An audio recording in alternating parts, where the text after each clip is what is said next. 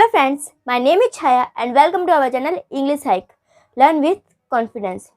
तो जैसे कि हमने आपसे पिछली वीडियो में वादा किया था कि हम आपको इंग्लिश की जर्नी पे ले जाएंगे, वो भी काफ़ी इजी वे के साथ। तो उसी वादे के साथ आज हम आपको इंग्लिश के नेक्स्ट लेवल पे ले जाएंगे, यानी कि आज हम आपको सेंटेंस के कुछ पार्ट्स के बारे में बताएंगे। इसे पिछली वीडियो में हमने आपको सेंटेंस के कुछ इंपॉर्टेंट वर्ड्स के बारे में बताए थे। अगर आपने हमारी वो पिछली वीडियो नहीं देखी हो तो आपको उसका लिंक हमारे डिस्क्रिप्शन बॉक्स में ईजिली मिल जाएगा। तो आज की जो क्लास है वो पार्ट्स ऑफ सेंटेंस के ऊपर बेस्ड है। आज हम सेंटेंस के कुछ पार्ट्स के बारे में जानेंगे। मैं चाहती हूँ कि आप सेंटेंस मेकिंग से पहले सेंटेंस के कुछ पार्ट्स के बारे में जानें, ताकि आप तब सेंटेंस ट्रांसलेट करें तब आपके माइंड में कोई कन्फ्यूजन क्रिएट ना हो। तो चलिए स्टार्ट करते हैं।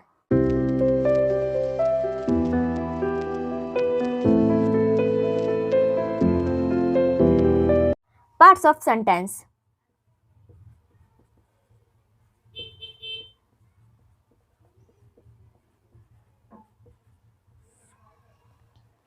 सेंटेंस। आज हम सेंटेंस के पार्ट्स के बारे में जानेंगे, ताकि हम सेंटेंस मेकिंग करें तो हमारे माइंड में कोई कंफ्यूजन क्रिएट ना हो। तो सबसे पहला जो पार्ट है हमारा वो है सब्जेक्ट।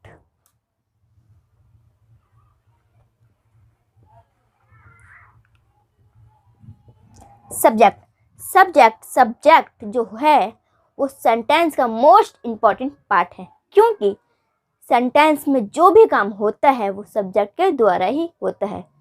कोई भी ऐसा काम जो सेंटेंस में हो रहा हो उसका कर्ता सब्जेक्ट ही होता है। सब्जेक्ट को हम हिंदी में कर्ता कहते हैं। और सेकंड चीज़, सब्जेक्ट जो है वो सेंटेंस का मोस्ट इम्पॉर्टेंट पार्ट है, और सेंटेंस सब्जेक्ट के बिना कुछ भी नहीं है। हम कह सकते हैं कि अगर सेंटेंस में सब्जेक्ट ना हो तो एक सेंटेंस का होना इम्पॉसिबल है। ये हम एक एग्जाम्पल के साथ समझते हैं। राम किताब पढ़ रहा है। तो यहाँ पे जो किताब है वो किसके द्वारा पढ़ी जा रही है? वो किसके द्वारा पढ़ी जा रही है? राम के द्वारा। तो हम ये कह सकते हैं कि सेंटेंस में जो भी क्रिया होती है वो सब्जेक्ट के द्वारा होती है, और अगर हम यहाँ पे सेंटेंस में सब्जेक्ट को हटा दें तो वहाँ पे कोई भी सेंटेंस नहीं बन सकता। यानी कि सब्जेक्ट के बिना कोई भी सेंटेंस इम्पॉसिबल है। यहाँ पे हम ट्राई करते हैं। अगर इमेजिन कीजिए हमने ये राम को यहाँ पे कट कर दिया, तो देखेंगे सेंटेंस क्या बनेगा? किताब पढ़ रहा है। ये कोई सेंटेंस नहीं बना। यानी कि अगर सेंटेंस में सब्जेक्ट नहीं होगा तो क्रिया कौन करेगा? क्रिया नहीं होगी तो सेंटेंस नहीं बनेगा।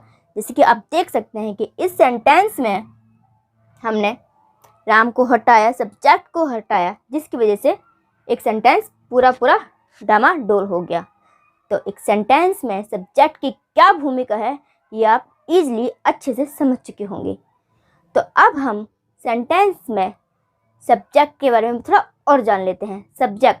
सब्जेक्ट को यहाँ पे जानने के साथ साथ सब्जेक्ट को यहाँ पे हम 3 कैटेगरीज में बांटेंगे, क्योंकि यहाँ पे सब्जेक्ट को एज अ पर्सन 3 कैटेगरीज में बांटा जाता है। First person, second person and third person.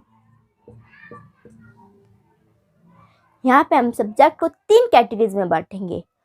पहला है हमारा फर्स्ट पर्सन। तब हम सेंटेंस में एज अ पर्सन खुद हों, इनके सब्जेक्ट में एज अ सब्जेक्ट खुद होते हैं, या फिर सब्जेक्ट में खुद के बारे में बात करें तो वो हमारा फर्स्ट पर्सन कहलाएगा। इसमें क्या कहलाएगा? आई, माई, वी, आवर। सेंटेंस में डायरेक्टली और इनडायरेक्टली अपने ही बारे में बात करना वो हमारा फर्स्ट पर्सन की कैटेगरी में आएगा। जैसे कि हमारा एग्जाम्पल है I will go to school. मैं स्कूल जाऊंगी। My name is Chhaya. मेरा नाम छाया है। यहाँ पे मैं अपने बारे में बता रही हूँ। वी यानी कि हम। यहाँ पे मैं एक ग्रुप के बारे में बात कर रही हूँ, जिस ग्रुप का मैं भी एक पार्ट हूँ। तो we will go to park. हम पार्क जाएंगे। We will go to park. Our our room is clean, हमारा जो रूम है वो साफ है। तो इन चारों सेंटेंस में, चारों एग्जाम्पल में मैंने अपने ही बारे में बात की है, चाहे वो डायरेक्ट हो या इनडायरेक्ट, पर वहाँ पे मैंने बात अपने ही बारे में की है। तो तब हम सेंटेंस में एज अ सब्जेक्ट अपने बारे में बता रहे होते हैं, तो वो हमारा फर्स्ट पर्सन की कैटेगरी में आता है। So now we are talking about second person. तब हम सेंटेंस में एज अ सब्जेक्ट खुद नहीं होते, बल्कि एज अ सब्जेक्ट आपको रखते हैं, तो वहाँ पे सेकंड पर्सन की कैटेगरी में सब्जेक्ट को रखा जाता है। जैसे कि यू एंड योर, यहाँ पे एज अ सब्जेक्ट हम ना होकर के आपको वहाँ पे रखते हैं। जैसे कि यू आर गुड, आप अच्छे हो, and your choice is very nice, आपकी चॉइस काफ़ी अच्छी है। तो यहाँ पे हम आपके बारे में बात कर रहे हैं, आपकी पसंद के बारे में बात कर रहे हैं। तो यहाँ पर तो यहाँ पर सब्जेक्ट जो होगा वो सेकंड पर्सन की कैटेगरी में जाएगा। So third one is third person. Third person तब हम एज अ सब्जेक्ट ना वहाँ पे खुद होते हैं, ना ही एज अ सब्जेक्ट वहाँ पे आपको रखा जाता है, बल्कि कोई और ही एज अ सब्जेक्ट वहाँ पे होता है। जैसे कि she is nurse and he is copman and they are very happy. यहाँ पे हम एज अ सब्जेक्ट ना खुद हैं, ना ही एज अ सब्जेक्ट वहाँ पे आप हो। यहाँ पर एज अ सब्जेक्ट कोई और है जिसके बारे में हम बात कर रहे हैं। जैसे कि यहाँ पे आएगा, इस कैटेगरी में जो सब्जेक्ट हैं वो आएंगे ही, शी, इट, दे, या फिर कोई नाम, name. He is कॉपमैन, she is nurse, it is strong, ये काफ़ी स्ट्रॉन्ग है, दे आर वेरी हैप्पी, वो खुश हैं, दे आर वेरी हैप्पी, या फिर कोई भी नाम। Sita is too much good, Sita is too much good in study, Sita पढ़ाई में काफ़ी अच्छी है। तो यहाँ पे हमने सेंटेंस में जो सबसे इम्पॉर्टेंट पार्ट था सब्जेक्ट, उसको हमने 3 कैटेगरीज में डिवाइड किया एज अ पर्सन। बट अब हम सब्जेक्ट को एज अ नंबर 2 कैटेगरीज में डिवाइड करेंगे। तो number of subject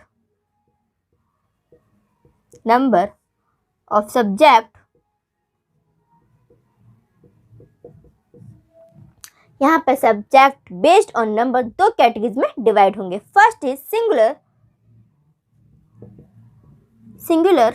and second one is plural. First is singular and second one is plural.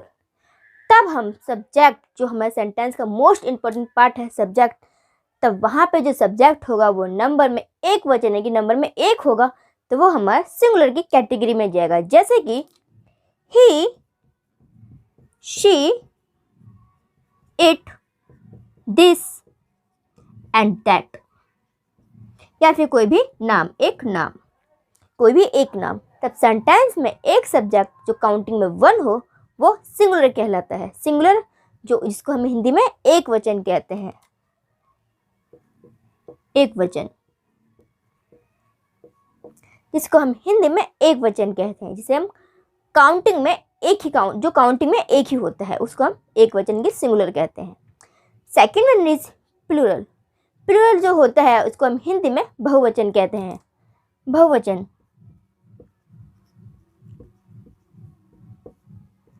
बहुवचन ये वो सब्जेक्ट होते हैं जो काउंटिंग में 1 ना होकर के बल्कि 1 से ज़्यादा होते हैं। ये 2 भी हो सकते हैं, 3 भी हो सकते हैं, 4 भी, या फिर 4 से ज़्यादा भी, यानी कि अनेक भी हो सकते हैं। बट ये 1 नहीं हो सकते, क्योंकि 1 होगा तो वो सिंगुलर की कैटेगरी में जाएगा, बट 1 से ज़्यादा होंगे तो वो प्लूरल की कैटेगरी में जाएगा। तो यहाँ पे जो सब्जेक्ट होंगे वो होंगे you, we, they, these and those, या फिर कोई भी नेम, बट 1 से ज़्यादा कोई भी नेम। वे सब्जेक्ट जो नंबर में 1 से ज़्यादा हो वो प्लूरल की कैटेगरी में जाते हैं। तो यहाँ पे हमने most important part of sentence के बारे में जाना, तो इसको हम दोबारा रिवाइज करते हैं। तो सबसे पहले हमने जाना कि एक सेंटेंस में एक सब्जेक्ट की क्या भूमिका होती है। एक सेंटेंस में सब्जेक्ट की जो भूमिका होती है वो मोस्ट इम्पॉर्टेंट होती है, यानी कि हम कह सकते हैं कि एक सेंटेंस एक सब्जेक्ट के बिना अधूरा होता है। और सेकंड हमने ये जाना कि सब्जेक्ट को एज अ पर्सन कितनी कैटेगरीज में डिवाइड कर सकते हैं। एज अ पर्सन सब्जेक्ट को हम 3 कैटेगरीज में डिवाइड करेंगे। फर्स्ट इज फर्स्ट पर्सन, जब हम सब्जेक्ट एज अ सब्जेक्ट खुद हो, सेंटेंस में खुद के बारे में बात कर रहे हो, तो हमारा फर्स्ट पर्सन की कैटेगरी में जाएगा। सेकंड इज सेकंड पर्सन, तब हम सेंटेंस में एज अ पर्सन खुद ना हो करके वहाँ पे आपको रखते हैं, तो हमारा सेकंड पर्सन की कैटेगरी में जाता है। थर्ड इज तब हम एज अ सब्जेक्ट सेंटेंस में ना हम होते हैं ना ही आप, वहाँ पे कोई और ही एज अ सब्जेक्ट स्थित होता है, तो वो हमारा थर्ड पर्सन की कैटेगरी में जाता है। और जो तीसरी चीज़ हमने देखी सब्जेक्ट के बारे में वो ये है कि हमने सब्जेक्ट को 2 कैटेगरी में डिवाइड किया अकॉर्डिंग टू नंबर। नंबर के बेस्ड पे हमने सब्जेक्ट को 2 कैटेगरीज में डिवाइड किया। पहला सिंगुलर, जिसको हम हिंदी में एक वचन कहते हैं, वह सब्जेक्ट जो काउंटिंग में 1 हो वो सिंगुलर की कैटेगरी में जाता है। सेकंड वन इज प्लूरल, वह सब्जेक्ट जो काउंटिंग में 1 से ज़्यादा हो वह प्लूरल की कैटेगरी में जाता है, जिसे हम हिंदी में बहुवचन भी कहते हैं। तो ये थी हमारी सब्जेक्ट के बारे में डिटेल्स। अब हम कुछ आगे सेंटेंस के कुछ और पार्ट्स के बारे में बात करते हैं। तो अब हम सेंटेंस के सेकंड पार्ट के बारे में बात करते हैं, यानी कि सेकंड पार्ट जो हमारा है वो है वर्ब। वर्ब जिसे हम हिंदी में क्रिया कहते हैं, जिसे हम हिंदी में क्रिया कहते हैं, वह वर्ड या फिर वह शब्द जिसके होने से कोई भी काम होने का अनुभव उनकी बोध हो। वर्ब जिसे हम हिंदी में क्रिया कहते हैं। सेंटेंस में एक सब्जेक्ट होता है, ये तो अभी आपने जाना, और सेंटेंस में सब्जेक्ट की क्या भूमिका होती है ये भी आपने अच्छे से जाना। तो सेंटेंस में तब एक सब्जेक्ट कोई भी कार्य करता है उसे हम क्रिया यानी कि एक्शन और वर्ब कहते हैं। कोई भी काम जो सेंटेंस में हो रहा हो उसको हम वर्ब कहते हैं। वर्ब अगर मैं इसे और इजी लैंग्वेज में बताऊंगी तो कोई भी ऐसा काम जिसे करने के लिए सब्जेक्ट का कोई भी बॉडी पार्ट का यूज हो वो हमारा वर्ब कहलाता है, या फिर इसको हम एक्शन भी बोल सकते हैं। वर्ब को हम 2 पार्ट्स में डिवाइड करेंगे। पहला है हमारा मेन वर्ब, और जो सेकंड है हमारा हेल्पिंग वर्ब।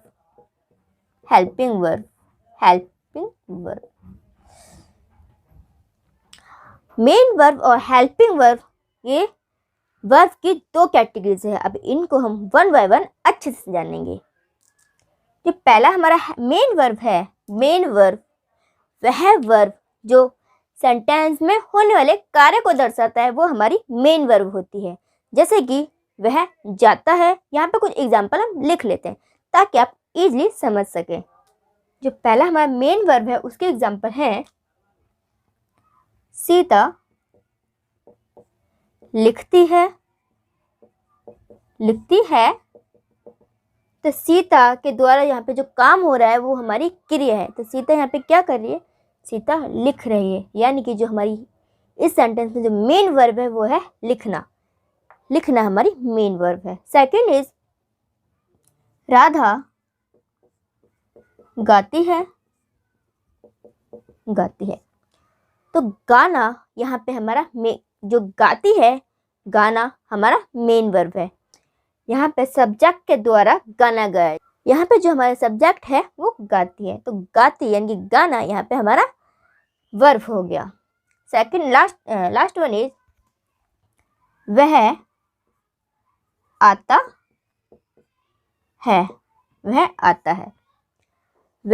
आता है, तो उसके द्वारा जो काम हो रहा है वो क्या काम है, उसके द्वारा आया जा रहा है, तो यहाँ पे हमारा ये वर्ब हो गया, वह आता है।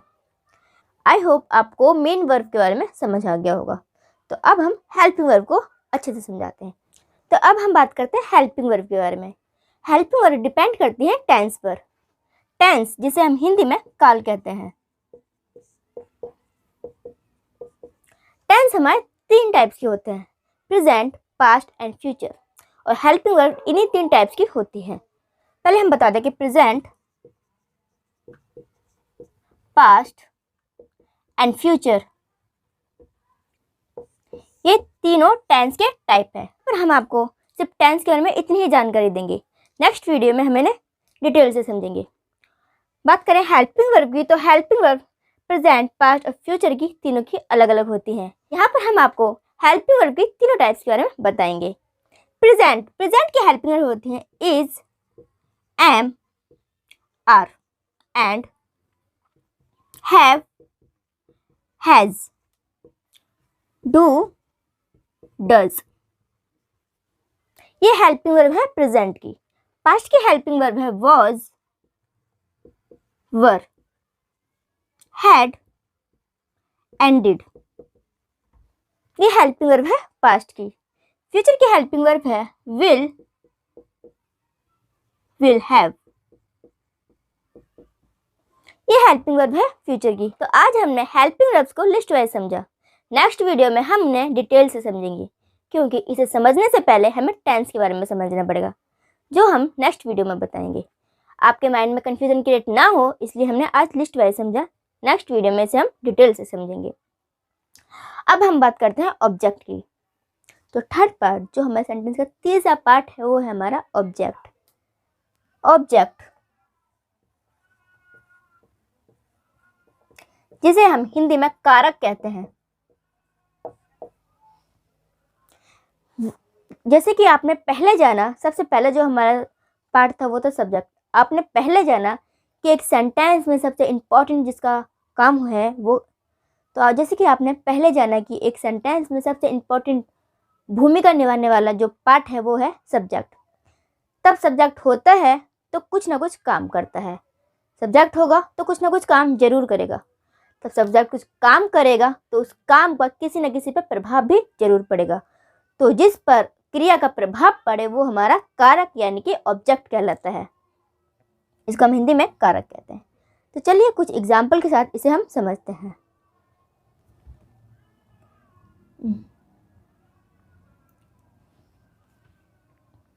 सोनम किताब लिखती है। सोनम किताब लिखती है। तो सोनम हमारा सब्जेक्ट है। Sonam is subject here. Sonam हमारा सब्जेक्ट है, ऑब्जेक्ट हमारा सब्जेक्ट है, और सोनम यहाँ पे क्या कर रही है, वो लिख रही है।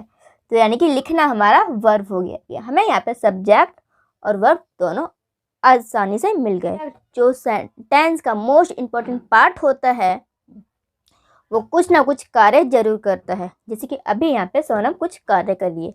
वो क्या कार्य कर रही है, लिखने का। सोनम लिख रही है, बट वो क्या लिख रही है, किताब। तो किताब हमारा ऑब्जेक्ट है। किताब हमारा ऑब्जेक्ट है, यानी कि सोनम राइट्स बुक। अभी तक हमने सिर्फ सब्जेक्ट के बारे में जाना था जो काम करता है, और वर्ब के बारे में जाना था जो काम किया जाता है। अभी तक हमने ऑब्जेक्ट को मिस किया था। अभी तक हमने ऑब्जेक्ट को स्किप किया था। बट यहाँ पे इन सेंटेंस में हम ऑब्जेक्ट को भी लेंगे, ऑब्जेक्ट के बारे में भी जानेंगे। जिस ऑब्जेक्ट पर वर्ब का प्रभाव पड़े वो हमारा ऑब्जेक्ट कहलाता है। यहाँ पे कुछ और एग्जाम्पल लेते हैं। जैसे आप आम खाते हो। आप आम खाते हो। So you eat mango. You eat mango. So you is subject, क्योंकि यहाँ पे जो यू है, सो यू इज सब्जेक्ट क्योंकि यहाँ पे यू के द्वारा काम हो रहा है, और ईट क्या काम हो रहा है, खाना। ये हमारा वर्ब है। यू के द्वारा खाने का काम हो रहा है, बट खाना खाने का प्रभाव किस पे पड़ रहा है, मैंगो पर। जो मैंगो है अपना ऑब्जेक्ट है। तो यहाँ पर हमने एक सेंटेंस के तीनों पार्ट्स के बारे में जानकारी दी। तो चलिए इन्हें वन बाय वन अच्छे से दोबारा रिवाइज करते हैं।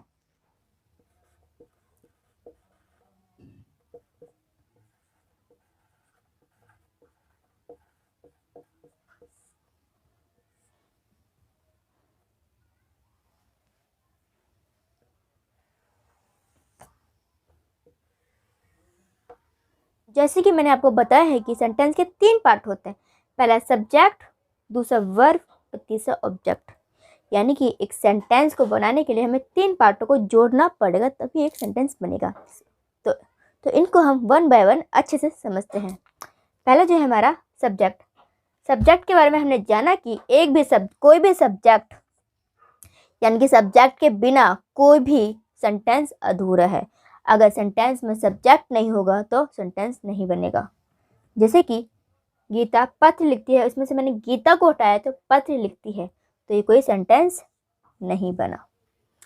कोई भी सब्जेक्ट के बिना सेंटेंस इम्पॉसिबल है। सेंटेंस को एज अ पर्सन 3 कैटेगरीज में हम डिवाइड कर सकते हैं। पहला फर्स्ट पर्सन, तब हम अपने सेंटेंस में अपने बारे में बात कर रहे हो तो हमारा फर्स्ट पर्सन आएगा। दूसरा सेकंड पर्सन, तब हम दूसरे के बारे में बात करते हैं। तीसरा थर्ड पर्सन, तब हम ना खुद की बात करते हैं नहीं आपकी, बल्कि तीसरे किसी और के बारे में बात करते हैं, वो थर्ड पर्सन आता है। तीसरी चीज़ हमने देखी कि नंबर ऑफ सब्जेक्ट। पहला सिंगुलर, जो काउंटिंग में एक होता है वो हमारा सिंगुलर सब्जेक्ट होता है। दूसरा प्लूरल, जो काउंटिंग में एक से ज़्यादा, वो हमारा प्लूरल सब्जेक्ट होता है। तो ये बात है सब्जेक्ट की। दूसरा हम बात करते हैं वर्ब की। तो वर्ब हमारा सब्जेक्ट द्वारा की गई क्रिया ही वर्ब होती है। जैसे कि रमेश खाता है, तुम जाते हो, आप पढ़ते हो। तो यहाँ पे सब्जेक्ट द्वारा कोई भी एक क्रिया हो रही है, जैसे कि खाना, खाना, जाना, पढ़ना। यहाँ पे जो क्रिया हो रही है उसको हम इंग्लिश में वर्ब बोलते हैं।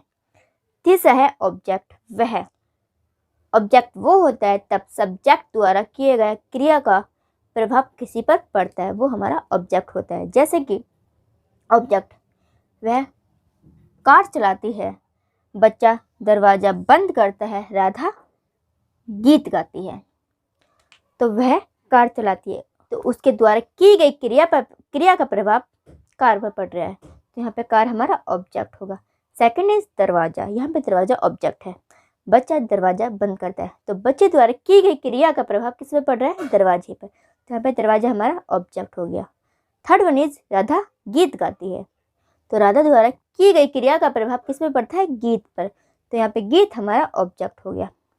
तो आज हमने पार्ट्स ऑफ सेंटेंस के बारे में जाना कि नेक्स्ट वीडियो में हम आपको सेंटेंस मेकिंग के बारे में बताएंगे। तो अगर ये वीडियो आपको अच्छी लगी हो तो इस वीडियो को लाइक कीजिए और चैनल सब्सक्राइब कीजिए और अपने सभी फ्रेंड को शेयर कीजिए। और हाँ, कमेंट बॉक्स पे अपना फीडबैक देना ना भूलें और बेल आइकन दबाना भी ना भूलें। Thank you.